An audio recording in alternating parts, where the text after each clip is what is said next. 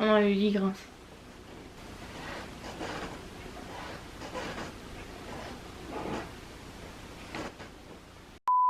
Coucou, mon lit grince. Je vais essayer de faire le moins de bruit possible, mais... Nous sommes donc le 10 décembre aujourd'hui. Certaines personnes, pour certains étudiants surtout, c'est les partiels. Moi personnellement, ça commence le 3 janvier je crois, ou le 2, je ne sais plus. Bref, en tout cas, le sujet de cette vidéo, ça va être comment je m'organise actuellement à la fac. Mais si vous êtes au lycée ou au collège, vous pouvez quand même regarder la vidéo parce que je vais un peu adapter à chaque fois pour le collège et pour le lycée parce que ça marche en fait dans les deux sens. Bon, même si bien évidemment l'organisation n'est pas la même parce que les cours sont pas les mêmes, etc. Mais restez quand même si vous êtes au lycée ou au collège, je suis sûre que ça vous servira. Donc alors déjà le premier conseil que je peux vous donner, ce serait pour la fac d'aller à tous vos CM. Pour ceux qui savent pas qu'ils sont pas à la fac, en fait les CM c'est bon, des cours magistraux, t'es dans un amphi et donc ils font pas l'appel parce que t'es 200, enfin bref t'es beaucoup donc ils font pas l'appel. Et on a tendance à se dire ouais tranquille j'y vais pas, ils font pas l'appel, je pourrais rattraper machin. Moi personnellement ça m'est déjà arrivé mais j'essaye quand même d'y aller tout le temps parce que sinon je sais que je suis perdue. Conseil, enfin au lycée et au collège t'es un peu obligé d'aller en cours, enfin genre tu peux pas sécher je crois, c'est pas possible, enfin s'il y a quelqu'un dans les couloirs, il y a le pion qui vient et qui te dit qu'est-ce que tu fais dans les couloirs. Du coup au collège et au lycée ce sera plus vraiment d'écouter en cours. On a tous déjà vécu ce moment où quand le prof annonce le contrôle, genre le contrôle par exemple c'est le lundi, tu vas ouvrir ton cahier le samedi voire le dimanche à 22 h. On a tous connu. Et en fait, bah, tu te rends compte que tu découvres totalement le cours. Donc après, le prochain truc, ça rejoint un peu le conseil d'avant. C'est en fait, à chaque fois que tu as fait un cours, il faut que tu le relises et que tu essayes de comprendre. Enfin, peut-être pas non plus à chaque fois après, mais par exemple, si le prof, il annonce le contrôle bien à l'avance, tu te dis, bon, je vais quand même juste le lire au moins pour essayer juste de comprendre. Pas forcément d'apprendre, mais juste de comprendre. Comme ça, dès que tu as un petit bug, un petit problème, bah tu vas demander au prof, tu lui envoies un mail, ou même tu demandes à tes potes si tu as la flemme de demander au prof. Et ça t'évite d'être à la ramasse et de découvrir le cours juste avant le contrôle. Donc j'ai écrit un truc mais je comprends pas, donc on s'en fout, on passe au prochain truc, c'est avoir des beaux cours. Donc alors attendez, je vous parle pas des fiches qu'on voit là, vous savez les trucs hyper Pinterest, les trucs qui prennent 2 heures à faire, qui prennent 2 heures à faire, ça franchement je sais pas comment vous faites. Il y a une volonté de faire. Bref, non, moi par exemple je vous montre, donc moi perso je prends mes cours à l'ordi vu que c'est à la fac et après je les imprime et mais au moins vous voyez genre je mets des couleurs et tout, enfin je sais pas trop si on voit bien. Si là on voit, genre je mets des couleurs, je mets tous les schémas des profs, je fais des points comme ça, enfin vous voyez genre des petits tuc, enfin vous voyez genre je mets vraiment beaucoup de schémas, même si ça peut paraître un peu inutile des fois. Par exemple les schémas que les profs ils mettent sur les diapos, moi je les remets, pas tous mais je remets quand même beaucoup parce que je trouve ça hyper visuel et au moins enfin, je trouve que tu retiens beaucoup mieux un schéma que juste un paragraphe. Donc ensuite pour tout ce qui est examen, donc que ce soit partiel, bac, brevet, je vous conseille de faire des plannings de révision. Donc après c'est comme vous voulez, genre il y a des gens qui révisent mieux au feeling comme ça, mais moi je sais qu'en fait si j'ai pas vraiment de planning où je me dis tel jour je révise telle chose, je vais pas réviser en fait. Enfin je vais me dire au calme, c'est bon j'ai le temps, alors que non. Donc alors par rapport à mon planning de révision, j'ai fait déjà comme un petit planning genre mensuel, tu vois, genre avec chaque jour de la semaine.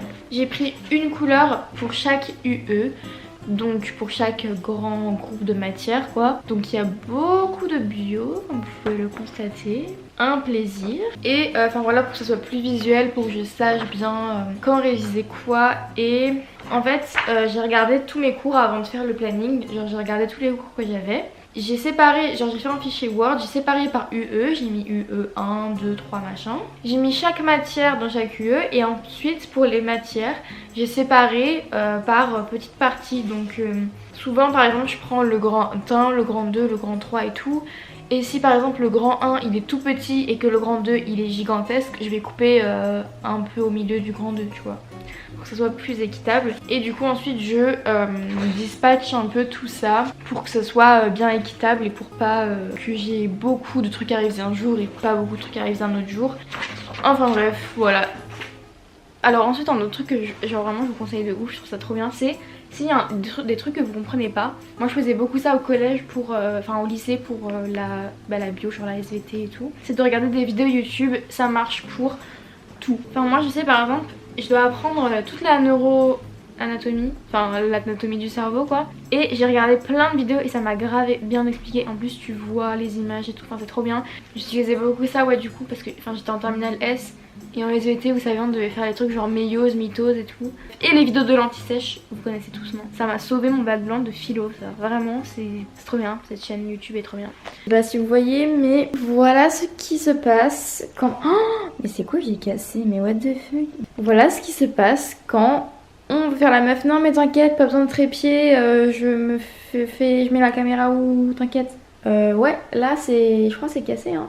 Donc ensuite, autre conseil qui rejoint, enfin non ça rejoint pas vraiment mais les vidéos ça aide et ce qui aide aussi beaucoup comme je l'ai dit un peu avant c'est les schémas. Donc en fait on croit pas comme ça mais on peut vraiment faire des schémas à partir de tout et de n'importe quoi. Enfin t'as ton cours, par exemple en histoire, en tout ce que tu veux, enfin dès que t'as des dates par exemple à apprendre tu peux faire une frise. Et aussi si tu l'accroches par exemple devant ton bureau, tu vas le voir tous les jours quand tu vas réviser, quand tu vas être sur ton ordi, enfin je sais pas, bref, tu vas le voir tout le temps et donc tu vas t'imprégner du truc et ça va rentrer beaucoup plus facilement dans ton cerveau. Tu peux faire aussi des cartes mentales, enfin c'est hyper con, genre tu prends le truc de base que tu mets au milieu et après chaque point tu fais partir de trucs, après tu peux refaire partir de chaque, enfin bref, vous savez ce que c'est une carte mentale, de toute façon je vais pas vous expliquer la vie. Ensuite, alors ça, il y a deux points dans un, je vais vous expliquer un peu comment moi je révise. Donc alors déjà, j'ai vu cette technique sur TikTok et je l'ai testée, franchement elle est trop bien. C'est en gros déjà tu vas lire ton cours, je vous ai dit j'avais séparé mon cours en plusieurs parties, donc je prends une partie, c'est assez court quand même, c'est genre 5 pages max.